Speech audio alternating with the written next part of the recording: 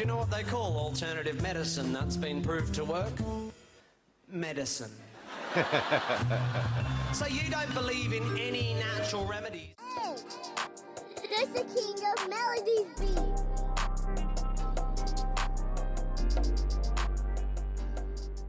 What's going on, YouTube? We back with another one by your boy Tim Minchin. Yeah, this one right here is called Storm. If y'all don't know who Tim Minchin is, go ahead and Google the brother, man. I'm telling you, he's a little bit different how he get his message across, but if you listen and pay attention, you're going to understand what he's talking about, all right? So let's dive right into this storm right now, all right? Sure, let's go. I think I can speak for contemporary males. I don't know if you guys agree. You get to that point in your life, like I think mostly in the early 30s for men anyway, where you start to realize that everything you want to say, everything you want to express in your life can't necessarily be expressed in comedy song.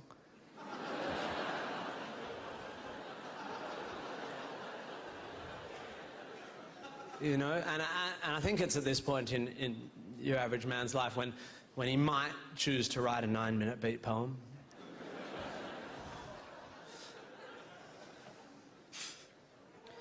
This is a 9-minute beat poem. Yeah, this dude is creative, I'm telling you. Just watch his delivery. It's called Storm.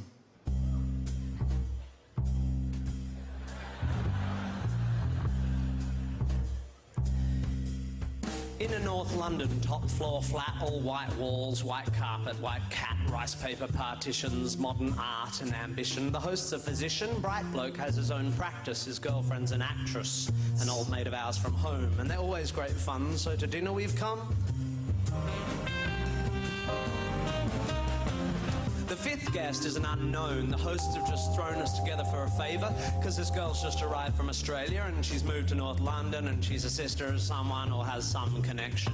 As we make introductions, I'm struck by her beauty. She's irrefutably fair with dark eyes and dark hair. But as she sits, I admit I'm a little bit wary because I noticed the tip of the wing of a fairy tattooed on that popular area just above the derriere, and when she says, "I'm Sagittarian." Hey, in America, we call that a tramp stamp, you heard? Tattoos in the back, it's a tramp stamp. I confess a pigeonhole starts to form and is immediately filled with pigeon when she says her name is Storm. Conversation is initially bright and light-hearted, but it's not long before Storm gets started. You can't know anything. Knowledge is merely opinion. She opines over her Cabernet Sauvignon vis-a-vis some unhippily empirical comment made by me. Not a good start, I think. We're only on pre-dinner drinks, and across the room my wife widens her eyes, silently begs me, "Be nice." A matrimonial warning not worth ignoring, so I resist the urge to ask Storm whether knowledge is so loose weave of a morning when deciding whether to leave her apartment by the front door or the window on her second floor. The food is delicious, and Storm, whilst avoiding all meat, happily sits and eats as the good doctor, slightly pissedly, holds court on some anachronistic aspect of medical history when Storm suddenly insists, "But the human body is a mystery. Science just falls in a hole when it tries to explain the nature of the soul." My hostess throws me a glance. She, like my wife, knows there's a chance I'll be off on one of my rare but fun rants, but I shan't. My lips are sealed. I just want to enjoy the meal. And although Storm is starting to get my goat, I have no intention of rocking the boat. Although it's becoming a bit of a wrestle because, like her meteorological namesake, Storm has no such concerns for our vessel. Pharmaceutical companies are the enemy. They promote drug dependency at the cost of the natural remedies that all our bodies need. They are immoral and driven by greed. Why take drugs when herbs can solve it? Why use chemicals when homeopathic solvents can resolve it? Damn, this is deep right here. I like this one right here. Thank you for the recommendation, man. Gotta bring this back. These need. They are immoral and driven by greed. Why take drugs when herbs can solve it? Why use chemicals when homeopathic solvents can resolve it? You know what's crazy? Because if you get into the people's mind and you really see what people are thinking about, Man, listen, we be in control. I'm telling you. Be free. Think for yourself. Get that critical thinking. Get you some George Carlin. Get you some Tim Minchin. Get you some Richard Pryor. I mean, I got a long list. I gotta write it out because I'm forgetting names. But I'm telling you, you will start seeing life different. I think it's time we all return to live with natural medical alternatives. And try as I like, a small crack appears in my diplomacy dike. By definition, I begin, alternative medicine, I continue, has either not been proved to work or been proved not to work. Do you know what they call alternative medicine that's been proved to work? Medicine. So you don't believe in any natural remedies? On the contrary, Storm, actually, before we came to tea, I took a remedy derived from the bark of a willow tree.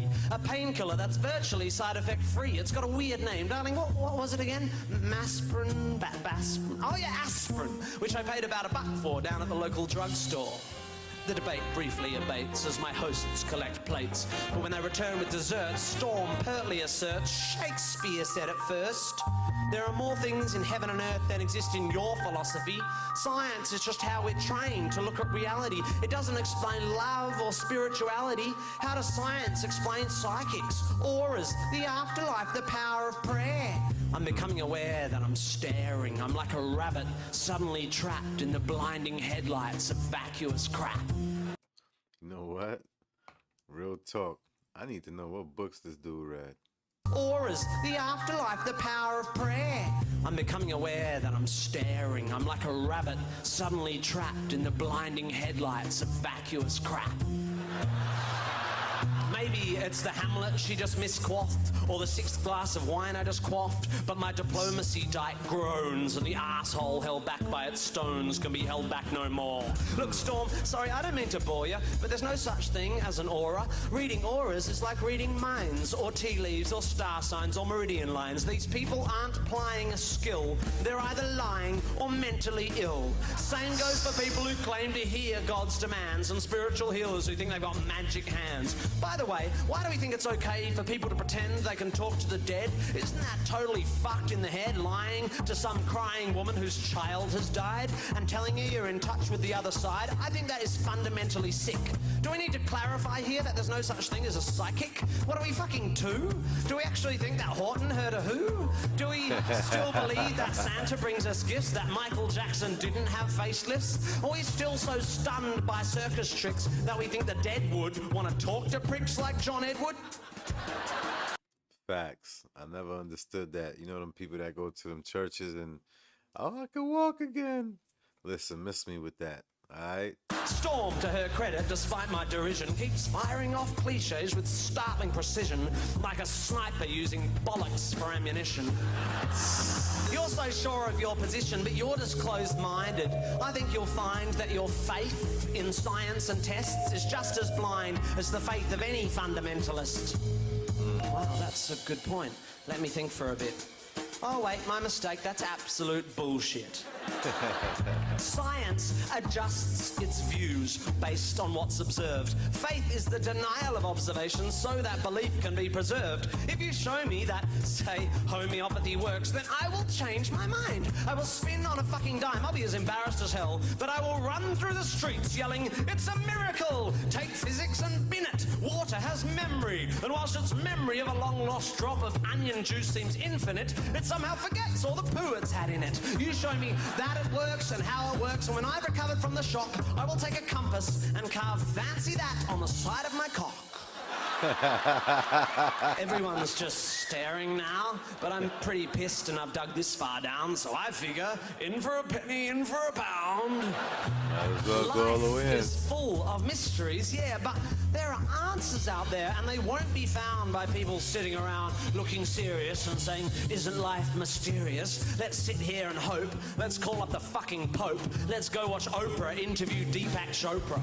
If you want to watch telly, you should watch Scooby-Doo. That show was so cool, because every time there was a church with a ghoul or a ghost in a school, they looked beneath the mask, and what was inside? Oh, fucking janitor or the dude who ran the water slide. Because throughout history, every mystery ever solved has turned out to be not magic, idea that there might be knowledge frighten you? Does the idea that one afternoon on Wikipedia might enlighten you frighten you? Does the notion that there might not be a supernatural so blow your hippie noodle that you'd rather just stand in the fog of your inability to Google? Isn't this enough? Just this world? Just this beautiful, complex, wonderfully unfathomable natural world? How does it so fail to hold our attention that we have to diminish it with the invention of cheap man-made myths and monsters? Word. If you're so into your Shakespeare, lend me your ear. To gild refined gold, to paint the lily, to throw perfume on the violet, it's just fucking silly. Or something like that. Or what about Satchmo? I'll see trees of green, red roses too. And fine, if you wish to glorify Krishna and Vishnu in a post-colonial, condescending, bottled up and labelled kind of way, then whatever, that's okay. But here's what gives me a hard on. I am a tiny, insignificant, ignorant bit of carbon. I have one life, and it is short and unimportant. But thanks to recent scientific advances, I get to live twice as long as my great uncles and aunts. Twice as long to live this life of mine. Twice as long to love this wife of mine. Twice as many years of friends and wine, of sharing curries and getting shitty at good-looking hippies with fairies on their spines and butterflies on their titties.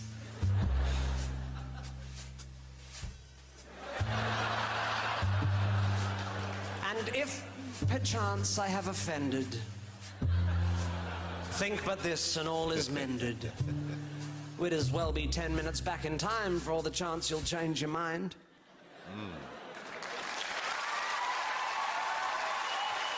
Yo, this dude is deep right here, man. This is like poetry and comedy all in one. This is super creative. I never seen nobody really do it like this, because normally when people do poetry, it's a little personal, it's a little serious. No one's really laughing unless they're talking about something raunchy. It's either gonna be super funny or it's gonna be serious. But this right here was everything together, because he's putting out a message. You know what I'm saying? He got a sense of humor, so this way you don't take it too personal, but he's being personal at the same time. You understand what I'm saying? All right, man. I really mess with Tim. I'm definitely going to go look for some more of his videos. For real, for real. I really appreciate the recommendations. Keep those coming. And remember, if you're feeling the vibe, make sure you leave a comment and definitely subscribe, because I'm going to be putting out some more heat. I'll see you on the next one later, y'all.